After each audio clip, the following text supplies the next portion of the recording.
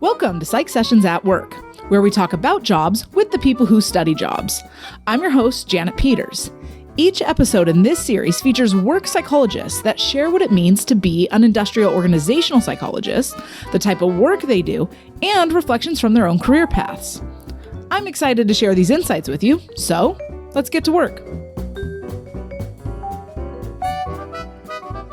All right, welcome to the show. Today we have Dr. Casey Onder. She is the founder and executive coach of Clairvoyage. Casey, welcome to the show. Hi, thank you so much for having me, Janet. I'm excited to be here.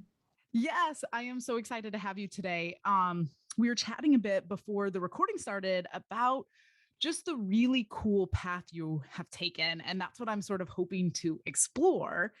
And if it's okay with you, I want to work backwards chronologically. We're going to start where you are now and telling us a little bit about this company that you founded and this executive coaching and what you're doing.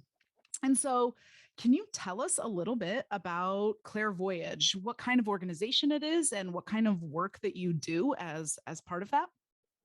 Yes, absolutely. So to be clear, I have a fancy company title, but it's just me. I'm a solopreneur, and the company is a coaching practice. So it's a private coaching practice. I do leadership and coaching for entrepreneurs. I also do some women's empowerment, so it's kind of blended in there, and I do a lot of career transition work as well. So it's kind of a hodgepodge, but it's all coaching, personal development, those kinds of things. Yeah. How long have you had Clairvoyage, right? I started it in technically at the end of 2018. 2019 was really my first year, like off the ground though. Yeah. What was that process? I mean, I think about starting your own business, and that's an endeavor. You have to have the mission and the drive. Like, can you tell us a little bit about how you built your business into what it is now? Yeah, absolutely. So for me, I kind of, to be quite honest, I stumbled into it because I was drawn to coaching, having done a lot of leadership development work in my consulting role. And so at first it was just an idea of like something I was attracted to. So I kind of played with it and I got training in coaching and all of that. And then I decided, I was going to bite the bullet and go off and like have a business and do it, my way. So I ended up, coaching people for free to get the experience. And then it kind of just grew from there. I got referrals. I moved to New York. I built up some business there, and the rest is history. I mean, it's been all just like kind of, you know, uh, chopping, what is it? Chopping wood and carrying water. But I mean, it's basically like, I've just been coaching people basically. And that's been the growth of my business and the process. Yeah. Yeah. So one of the things that you mentioned was about, oh, it was I can't remember the wording you used, but you kind of like not chance, but you happened upon it or what the wording was. And I kind of I want to pull that out because having had several guests now on the show and them talking sort of the same thing. Oftentimes I'm like, oh, how'd you get there? What'd you do? And they said exactly what you did is, oh, it started this and then these kind of things. And I worked at this. And I just wanted to pull that out simply because of being open to the idea of doing that and having sort of the courage to take that leap of faith, I think is amazing. And I saw recently, that you were doing like a retreat, like an international retreat, and you're doing these amazing things and building your clientele and having that start from this idea of like, oh, I'm into this and pursuing it, I think is just amazing. Thank you. Yeah. Thank you. I'm very excited about that. So, okay, so you started that business, but you like before you had Clairvoyage, you worked, I think, as a consultant. Can you talk a little bit about how owning your own business and being an entrepreneur and building that business and sort of telling us about the work that you did before and how those two things have been similar or different for you? Yeah, absolutely. So super different. I'll say that.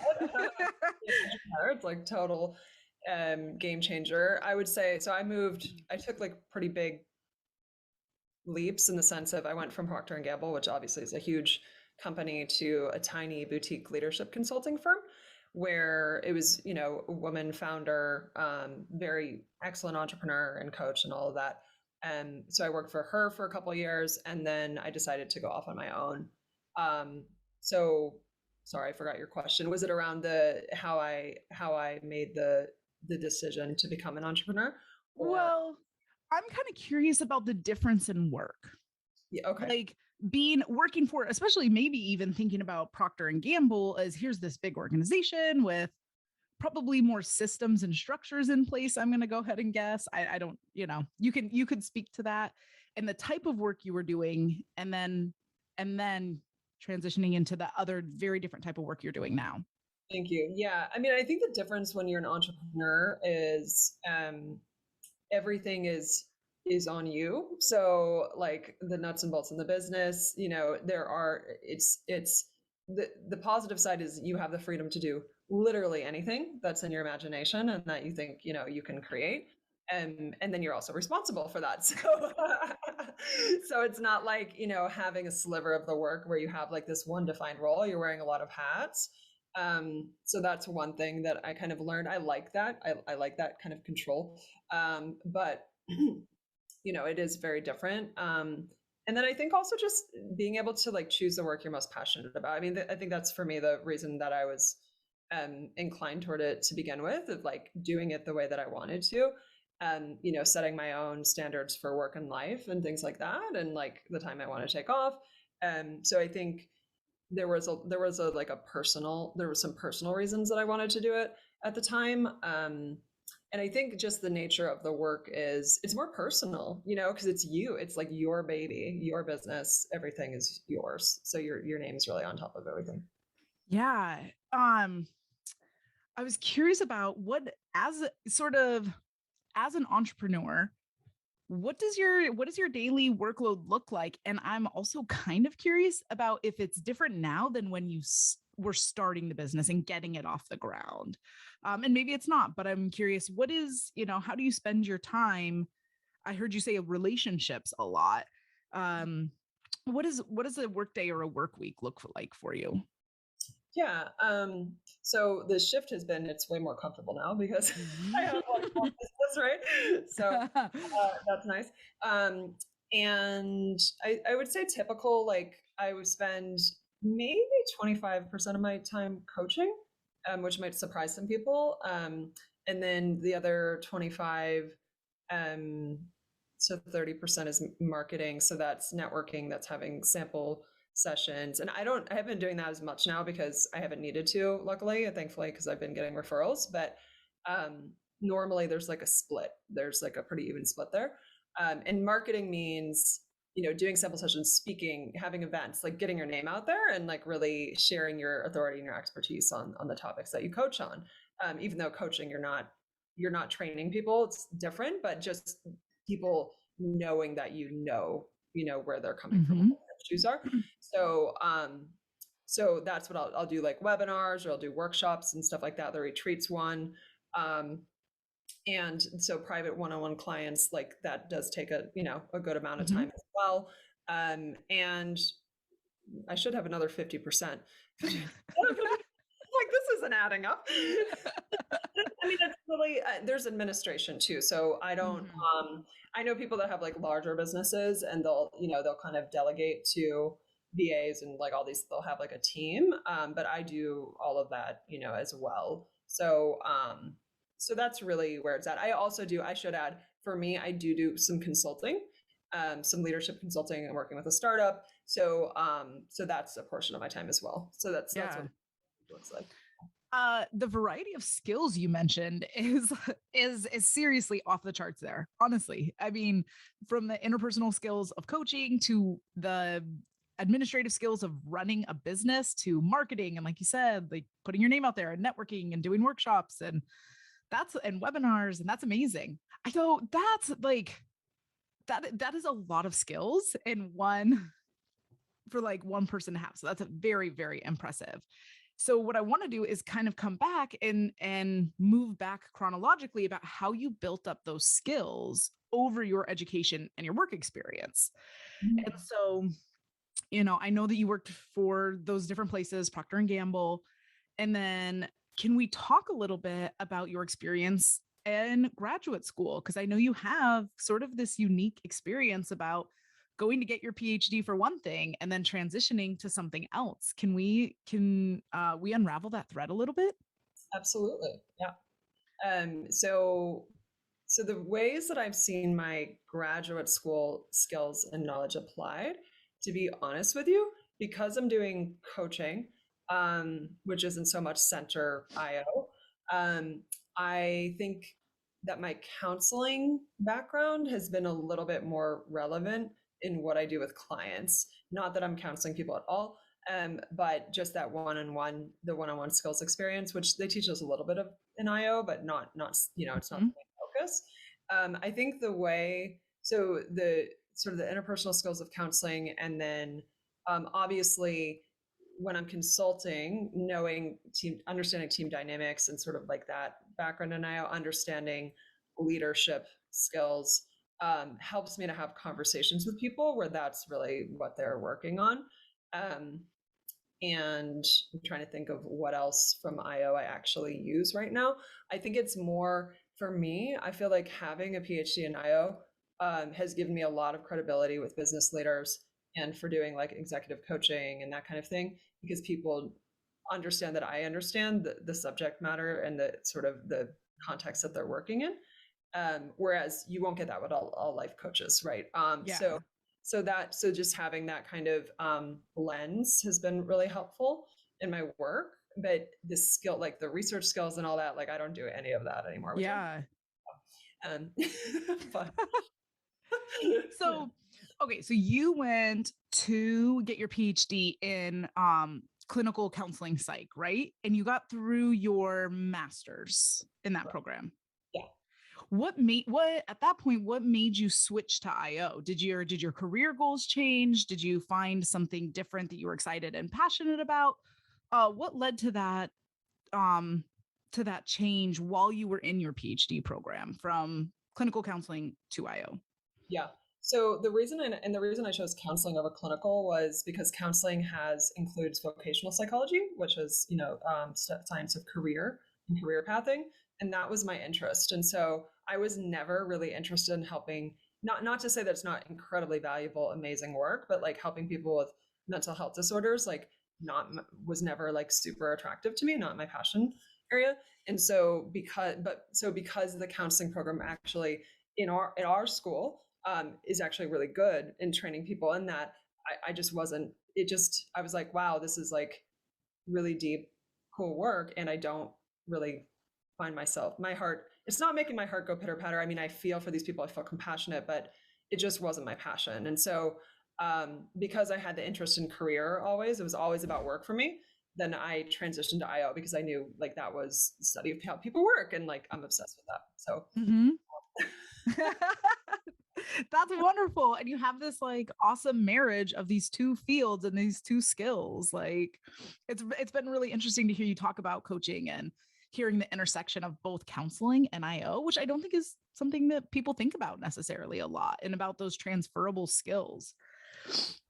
One thing I'm quite curious about is executive coaching is one of those things that I hear about a lot, and I've never done it. I've never done it myself, and so I'm curious if you don't mind sharing with us, like, what is it that you're coaching on? What is it that you're sort of helping these executives with? And you talked a little bit about relationships and rapport. So, can you give us a sneak peek inside of what these coaching relationships look like? yeah, absolutely. So in my client base, just FYI, like my client base is different than other coaches' client base. So the topics will be different. But Because yeah, you're entrepreneur client base mostly. Is that what you said? I have a significant proportion of entrepreneurs. Yeah, but not totally. Like I have some people in corporate, certainly. Mm-hmm. So yeah, so some people might be more corporate or like big corporate. Yeah. Uh, I tend to be like more startup, entrepreneurial, yeah, kinds of things. Or they're transitioning out. I get a lot of those people too. Oh, So, okay. I'm gonna want to pick apart that thread in a minute because that's very interesting to me. yeah. But yes, tell me about these. What's happening in these, coaching relationships? Yeah. So the most common for the people that have teams. So whether they're an entrepreneur or somebody in like a leader in corporate, it's usually around people leadership is where I'm coaching. So how are they showing up in relationship? Are they, for women, it's around empowerment a lot of the times, like, standing in their power, like setting boundaries, influence skills, those kinds of things. And for in general, if I were to open that up beyond the women's empowerment area, it's around, how do I be the best leader I can for my team? And how do I keep people on the team? How do I inspire?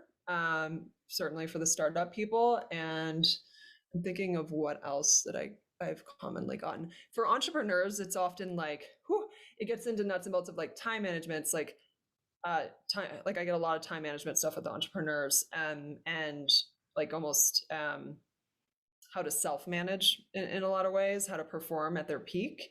And, if they're earlier on or, want to level up for whatever reason. So those are some of the areas. I coach quite a variety, but those are the common ones that I've got. Yeah. So you mentioned career transitions and how that is also something that you do. I would be very curious about what people are coming to you with, like what is it that they're transitioning from and what do they want to transition to, and if there's a trend, and maybe there's not, um and just how you guide them through that process of what that looks like.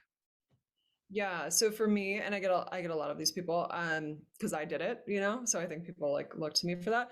Um, So what it usually looks like is first getting them really, really clear on what they actually want, because a lot of people are very blurry, especially people that have been in corporate for a long time, about what they're actually passionate about or what's missing for them. So the clarity piece and the visioning is where I start with people and kind of working through mindset blocks so that they're not muddying the waters with all of their fear and whatever else is getting in the way.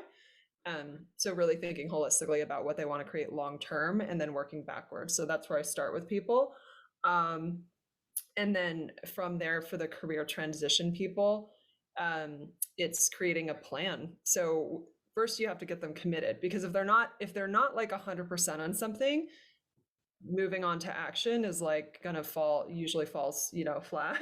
So point. So that's like the biggest thing, right? It's like, okay, this is really, really what I want, and I'm willing to like go the extra mile to create this. Mm-hmm. And so once you get there, it's getting an action, and oftentimes it's getting people out of their own way. And that's a really cliche coaching phrase, but like really getting people out of their own way from week to week so that it can be in powerful action and not like holding themselves back or whatever, or maybe looking at things in a way that stops them from seeing opportunity or creating possibility is what I usually see. Yeah. What do you think then is the biggest challenge in coaching? Like what's the thing that makes those relationships or getting people to that action base, like what is the challenging part of coaching for you? Ooh, great question.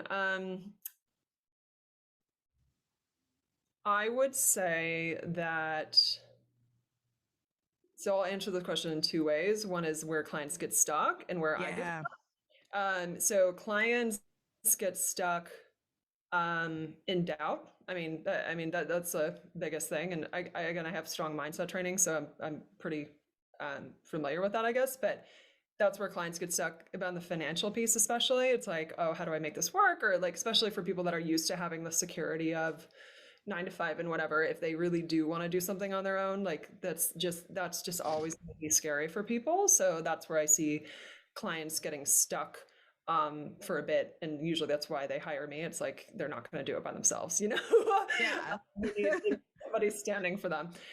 Where I get stuck, I think, is not, there's sometimes a temptation to um, give advice a little too much in coaching context, especially if you know the issues pretty well. And that's not always to the client's benefit. So you just have to be careful. Like you can definitely wear a consulting hat, but you just have to be really clear on why you're doing that. So the idea of like not giving them or not like saying giving the answer or the solution and being careful with advice, I think would be something that would surprise some people. Like, this idea that it's not about giving them the answers, it's about helping them to figure it out and to build the skills to solve it on their own. That seems to be a pretty important characteristic for good leaders, right? Because then they're building the skills of their followers, and it sounds like that's true in the coaching realm as well. Is that an intentionality that you're doing that so that you're building the skills, or you just find that that's a good way to build rapport instead of just sort of telling them what to do?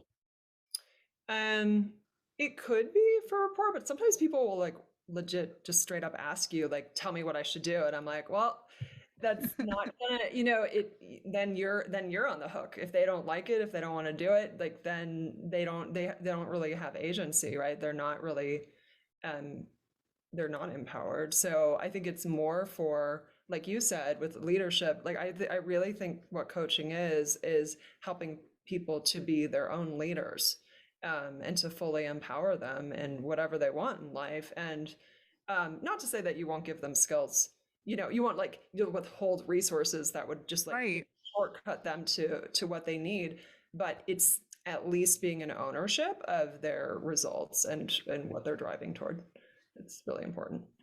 And as you were saying that, I just had the epiphany of like, that's teaching too. I mean, Mm, that's how I feel about my students is that like, I can tell you what the answer is, yeah. but if we can get there together, and it's the same thing, I'm not going to withhold resources. I will work, I will help explain, I will support, but them getting to that answer themselves completely changes their skill set. Right. And it completely changes what they learn. And I liked some of the words that you're using, like agency and empowering them and giving that to them. I really like when guests are on the show and you're talking about things, and I like being able to see that parallel across domains, right? Executive coaching is probably somewhat very different than teaching at a university, and yet there's this pattern or the similarity there, which always makes my heart really happy. What I want to do is I want to change gears, and I want to ask you a little bit about um, there's a lot of students listening about what advice might you give them about maybe whether they want to start their own business or be an entrepreneur or not, but to be successful in their workspace. Especially you talked about like finding passion and not letting the fear drive decisions that you're making and being open and all those things that you sort of mentioned along the way. What would you tell students heading into the workforce about um, making career things to think about as they make career decisions? Great question. I and I'm gonna base this in part on what I wish I would have done, I guess. Like when I was in school, I think allowing yourself to explore your curiosities first and foremost. So people throw the word passion around a lot. You may not know your passions until you get really into something. So just allowing yourself to explore what you're actually genuinely curious about and paying attention to those internal signals, I think is really important. When you're at sort of in that stage, right? It's like allowing for the exploration and then you can narrow. So that's something I felt like I could have done better early on. And Can I I don't, yeah, go can I ahead. ask you what kept you from doing that? What kept you from Uh, so I was very in the mind, like I was like, I need to be a high achieving corporate person or like lawyer MD. Like that was very much my mindset when I was growing up. And if I hadn't done that, I probably would have been an artist. And really? yeah, yeah, and no regrets on where I ended up. I think I ended up like kind of integrating that more creative component, but um, so that's kind of where I'm coming from of like not Yeah. that early. So I was just worried about money and security. I mean, that's all it was for me, and prestige to some extent of like looking good on paper for people and all of that. What helped you realize that? Like Oh, that, oh, I'm doing that and I want to incorporate this creative stuff. Like how did you get from that to where you are now? Like what did that process look like? I burned out hardcore. Like I'm happy to say that now because like Yeah. it's been I'm years. Yeah, I burned I'm out. appreciative that you're saying that. I think that is a conversation that we need to that we need to have. Students should hear. Everybody should hear. Yeah. Um So you burned out because you were working hard doing something Yeah, that you weren't as wasn't passionate about? Yeah. yeah, didn't feel passionate about it. Wasn't the best fit with the company I was in, to be quite Hmm. honest. But really, I just didn't feel like I was making an impact. Like I like helping people, so the idea of like running numbers or like judging people all day just did not give me any energy. And so, after 2 years of that, I just really kind of reached a point of like, I can't do this anymore. Like I like something needs to change. And so I quit and like went abroad and did all the crazy things and then came back and figured my life out. So that's how that was my journey. Yeah. Yeah. How did you, okay. So how did you sort of come back? Okay. So you're burned out. You kind of take time, take space, go do things. You come back and you reset. Mhm. Did you write down goals? How did you come out of the ashes of that? Because clearly you did, and you are on the other side being this like amazingly successful entrepreneur. How did you reset? Well, I think my travel year was the reset. Like I was 7 months abroad. Like I was like, I'm gonna go to France. I'm gonna do everything that I've never allowed myself in my life to do. I'm gonna like just do yoga all the time. Like I was gonna do the least practical things, and that was my thing. Yes. I'm like, I don't do anything close to corporate or anything scientific. I was just like, I'm just gonna do all these things. And then so that was a reset. And then, it's funny, I just ended up doing what I had already been interested in anyway, which was coaching. Like I was already interested in coaching when I was a consultant. So it wasn't like a Mm-hmm. huge change at that point. Yeah. Yeah. But Yeah. again, for me, I think for anybody and for students, I don't think this is, hopefully they're not burned out yet. But I think a lot of people when they're young, it's like they have a very particular idea of what success needs to look like. And you have to get rid of all those stories and figure out what it is for you. And that's like been my biggest lesson. And it's been really quite a ride. So yeah. I think that is some of the most potent advice I've heard so far, quite honestly, because of the experience that it's coming from. So thank you so much for sharing that and for putting it out in the universe and saying like this happened. This happens. This is a real thing. Uh, so as we sort of come up on time here, is there anything else that you want to say that is it could be a project that you've worked on or one other thing that you feel you've learned along the way that would be helpful or just last thoughts you want to put out into the universe? Yeah. Yeah, I mean, for those who are listening, I mean, I think experimenting and finding the things that really make you excited is really what I would take a look at and allow yourself to do, especially when you're young and, have that opportunity and safety to explore things. So that's what I would say to people. IO has so many opportunities. You can do so many things with an IO degree. And that's one of the reasons I was attracted to it to begin with, of like, I can make myself useful in any organization or company. And that's really cool. So just thinking about like, how do you want to use those skills in ways that align with you and your personality and how you like to show up is probably the advice I would give. Yeah. Well, Dr. Casey Onder, thank you so much for joining us today. Thank you for sharing. Thank you for being out there and being a coach and helping guide people through these transitions. You're amazing. Thank you for being our guest today. Thanks, Janet. It was a pleasure.